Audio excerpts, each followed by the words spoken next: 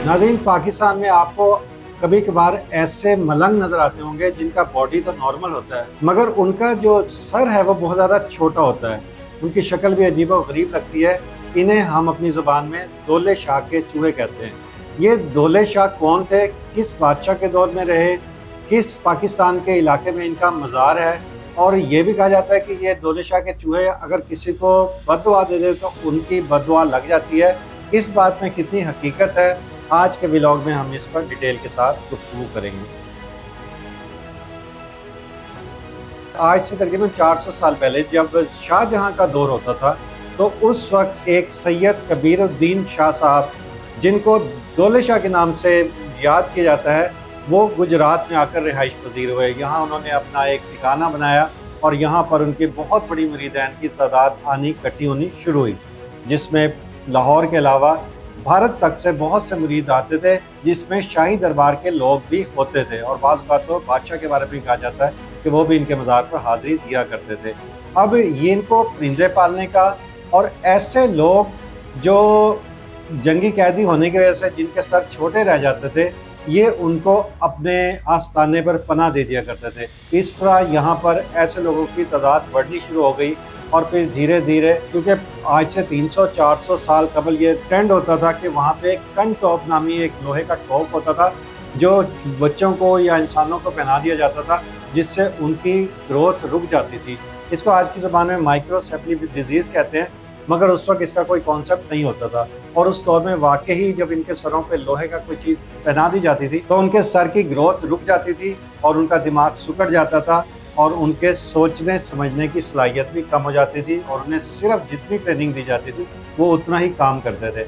और फिर जब आपको पता है कि माफिया हमारा इतना एक्सपर्ट है कि जब पाकिस्तान बना तो इसका पूरा फ़ायदा उठाया गया। गुजरात के गिर्द भी जो माफियाज थे, उन्होंने ये मज़ार को अपने घेरे में ले लिया, और फिर उन्होंने इन बच्चों से भीख मंगवाने का काम शुरू कर दिया, और लोगों में ये मशहूर कर दिया कि अगर ये किसी को बद्दुआ दे दें तो उसके घर तबाही और बर्बादी आ जाती है। उनके घर में जो है वो ना उनके औलाद होगी, ना उनके घर में रिस्क आएगा, ना उनके बच्चों की शादी होगी। और इस तरह ये खौफ फैलाकर उन्होंने ज़्यादा भीख मांगनी शुरू कर दी। अब ये दौले शाह के चूहे मखसूस अगर आप देखें तो इनको क्योंकि ट्रेनिंग दी हुई होती है, तो इनके सर पर आपको एक टोपी सी नज़र आएगी, गले में इनके माला सी होगी बहुत बड़ी, जो तस्वीर से आप कहें कि वो आम तौर से पत्थर के बने हुए दाने होते हैं जो इनके गले में डाले जाते हैं, जिनको माला कहें आप या कुछ और लफ्ज़ इस्तेमाल करेंगे, बीड्स इंग्लिश में उसको कहते हैं। और इसके अलावा एक झोला आता है इनके पास बहुत बड़ा, जिसमें ये रोटियां रखते हैं, चावल, गंदम, आटा जो भी इनको दिया जाता है वो इसमें स्टोर कर लेते हैं।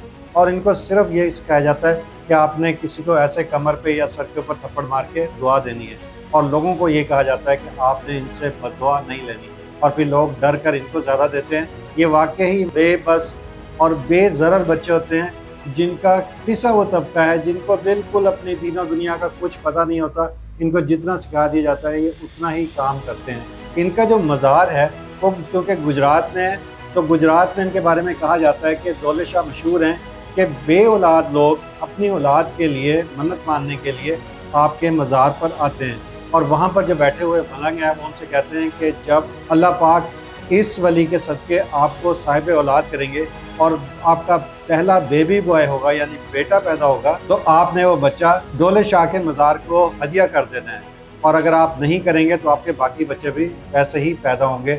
और उसके बाद लोग डर जाते हैं, और ये सिलसिला आज तक जारी है। तो नाज़रीन, ये हकीकत थी इन दौले शाह के चूहों के बारे में, दौले शाह के बारे में।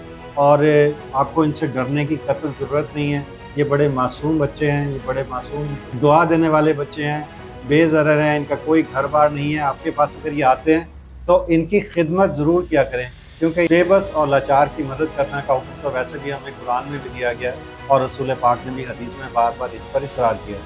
इसी के साथ अपने बेज़बान में शुक्र को इजाज़त दीजिए। अल्लाह। नाज़रीन गिरामी, कबल आपसे एक गुजारिश है कि हमारे चैनल को सब्सक्राइब कर लें